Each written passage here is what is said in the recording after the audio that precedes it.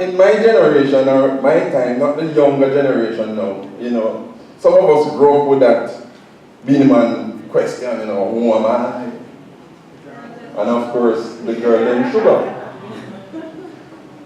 And traditionally, that's where we see, and we can play on the word sugar, the girl named Sugar, in many, many ways. But I want to talk about the traditional notion of man as provider.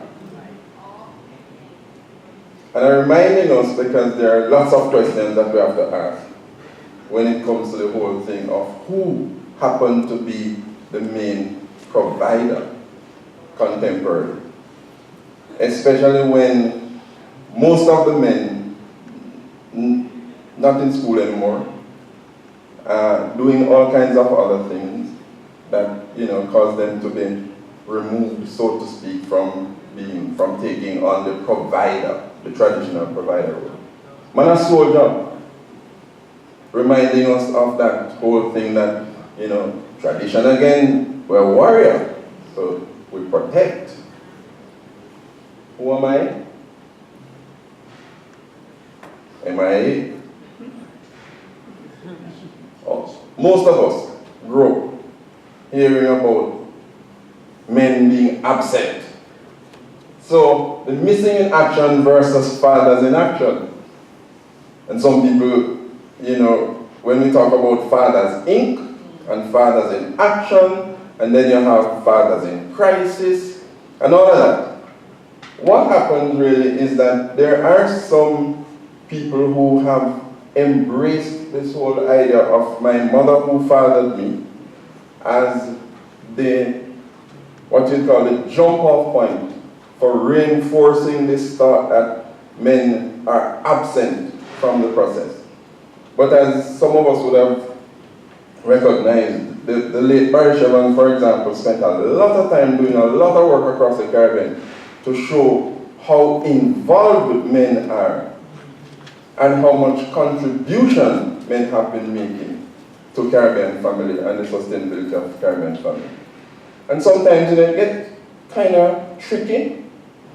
I love to say that in the discussion about man and masculinity and gender work, men start with an advantage, but we also start from a disadvantageous position.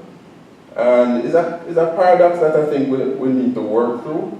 And I must confess that I've not been involved as active as Lynette would like me to be. So it may be that we have pushed a little further on, but that discussion needs to take place. As Joe was saying earlier, it's not so much about saying that we need to drop the word perpetrators, but it's to recognize that it's not just to say that they're the main perpetrators, or probably we need to drop it, but it's not about dropping it and finding a more politically correct word, but to recognize that they are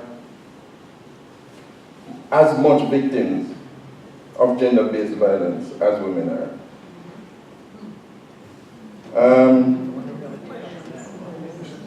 So, next one.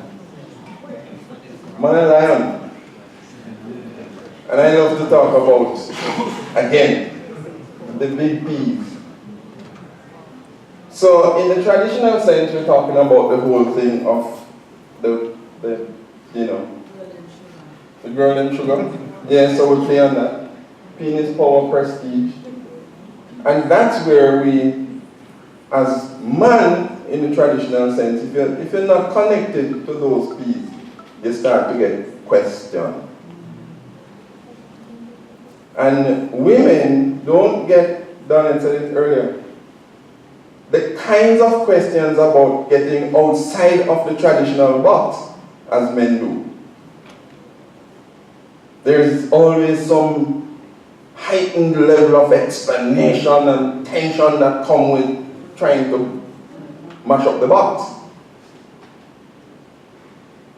Because the truth is not that only men expect man to behave a particular way.